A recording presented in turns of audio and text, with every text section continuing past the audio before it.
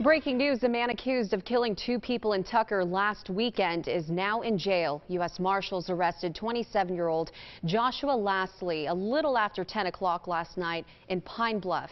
He's accused of killing Rodney Scaife and Treverlyn Smith June 23rd. He should be arraigned later this morning. Lastly is facing 2 first-degree murder charges. Today, one of the 2 men accused in a street racing wreck, ultimately killing a 12-year-old girl, is expected in court. Jordan Betts joins us live in North Little Rock. And Jordan, from what we understand, charges for Michael Scales have been upgraded. That's exactly right. The suspect in this case, Michael Scales, is now facing charges of manslaughter charge. The charges were upgraded from endangering the welfare of a minor, and North Little Rock PD says that Scales was driving one of the cars in a street race earlier this month, and there was a wreck killing his 12-year-old daughter, Anaya Dilworth.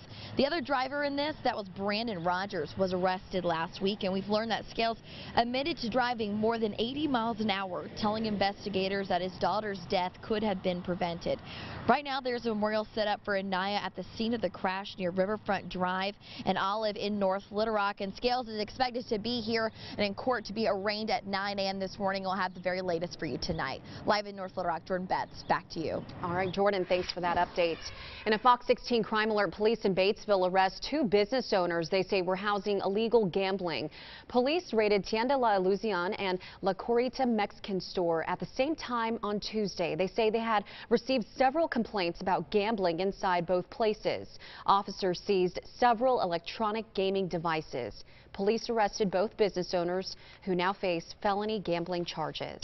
A new program is helping victims of sexual assault track the process of their rape kits. There are some 2,200 backlogged cases in Arkansas. The State Crime Lab is starting a barcode tracking system to help hospitals, law enforcement, the lab, and victims stay on top of each case. I want to ensure that we don't have a problem, and this kit tracking mechanism is a good way to do that. Salt this information. The tracking system does not show results or investigation information.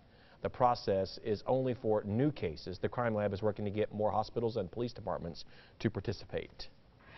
Only here on Fox 16, nearly 1 year after a shooting at Power Ultra Lounge injured more than 24 people. Some Little Rock rappers are protesting the way the city handled hip-hop artists coming to the city. In the immediate months after the shooting, the city put the pressure on local clubs, even going as far as to cancel a Moneybagg Yo concert. Many local hip-hop artists took to the streets, coming up with the Rap Over Violence initiative for what they call the city's war on hip-hop. We're local artists, so when a major artist come down here, you know, it's a good look for some of the local artists to maybe perform and just to get in front of a big crowd, because the local scene doesn't always support the local artists as much as they would a major artist. Tune in to Fox 16 tonight at 9 to hear from these local rappers and what they hope changes in the capital city.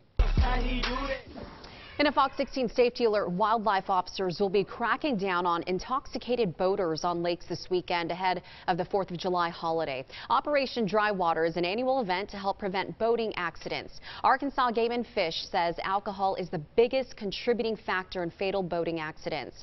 If you're caught boating under the influence, you could lose your driver's license.